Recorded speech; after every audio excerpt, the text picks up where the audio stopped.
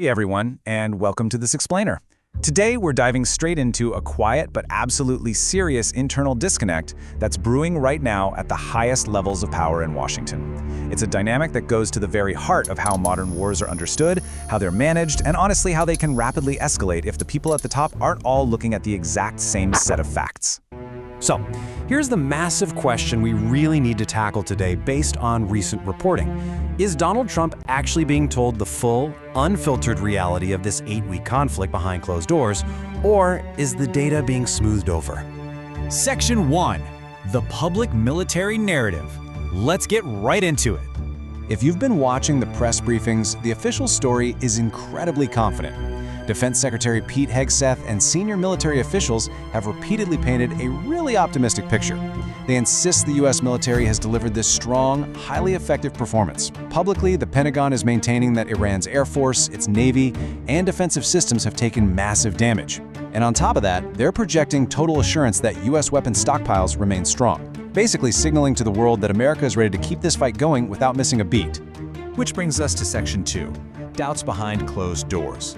Because when you pull back the curtain, the growing divide is stark. On one hand, you've got the Pentagon projecting this unshakable confidence publicly. But on the other hand, Vice President JD Vance is privately raising some serious doubts about whether this rosy picture actually matches reality.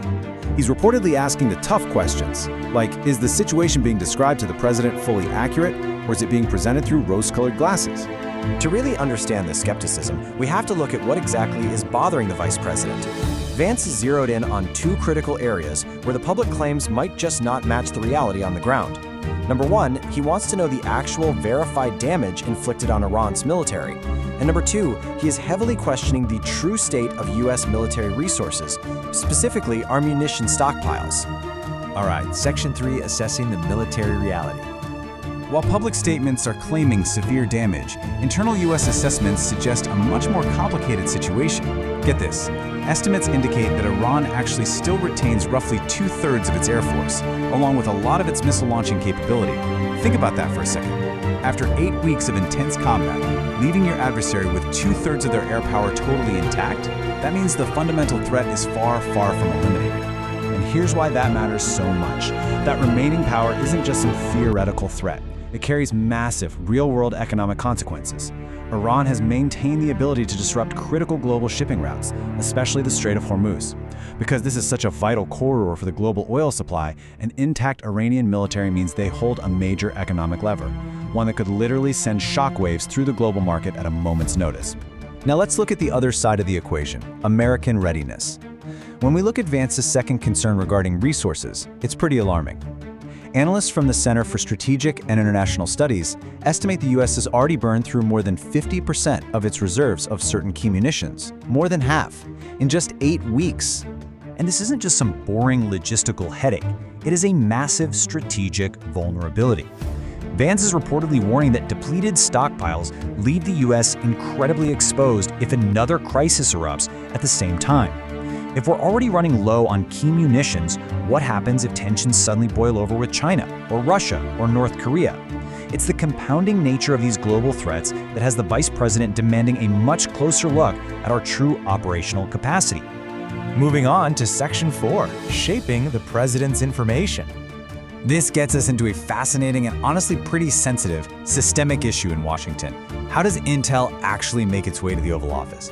On one side, you have objective data, the raw battleground stats, the complex reality of a 67% intact Iranian Air Force, the depleted U.S. resources. But on the other side, you have these tailored briefings.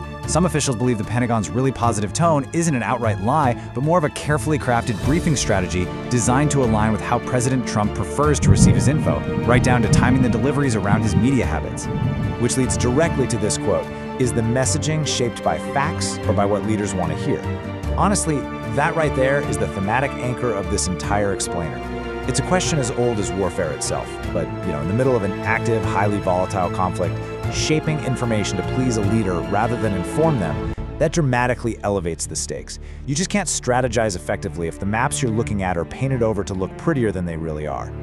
Let's look at the motive in Section 5, JD Vance's political calculations. For Vance, he is walking a real tightrope here. As vice president, he's obviously part of the administration's team. So publicly, he's maintaining unity, he's praising Defense Secretary Hegseth, and he's supporting the overall messaging. But privately, he's the one acting as the skeptic, asking the really probing questions required to uncover the full picture. It's a dual role that takes some serious navigation. And this skepticism didn't just appear out of nowhere. Even before this war kicked off, Vance was a known skeptic of military action in Iran, warning about wider instability. He's consistently argued that the U.S. needs to avoid prolonged overseas conflicts and focus on domestic priorities. But there's another crucial layer we can't ignore: the politics. Reports suggest Vance views the outcome of this conflict as deeply tied to his own political future, including his eventual presidential ambitions. If the war is quietly going poorly while being publicly hyped up as a massive success, the inevitable fallout could definitely impact his own political trajectory.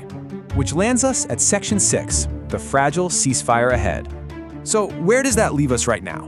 We've seen 8 brutal weeks of heavy combat, which led directly into a situation where U.S. munitions are significantly depleted, bringing us to a very fragile ceasefire. The fighting has slowed, sure, but make no mistake, tensions are still incredibly high. There's no clear long-term agreement in sight, and Washington remains deeply divided not just over its strategy going forward, but over the fundamental accuracy of its own internal intelligence. If you take absolutely nothing else away from this explainer today, remember this: in any conflict, your decisions are literally only as good as the information behind them. This isn't just about political infighting. It's about the mechanics of war. If the internal reporting going to the commander-in-chief is incomplete, selectively edited, or overly optimistic, the risk of a catastrophic miscalculation shoots through the roof.